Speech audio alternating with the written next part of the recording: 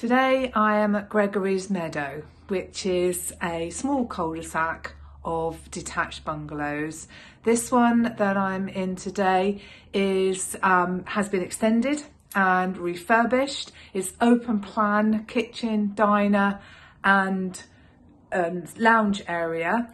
And then it's got a separate snug, which is a good size, got a media wall in there so mum and dad can go in there and watch the telly and do whatever they want to do while the kids are in the open plan area, or the other way around, of course.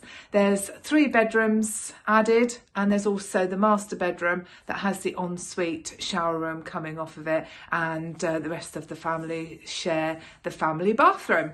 It's a good sized garden. And you've got a garage for parking and off-road parking for about 2 cars. It is a popular area. The properties were built in the late 1980s and they are very, very popular locally. So do have a look at the video and then come and have a viewing.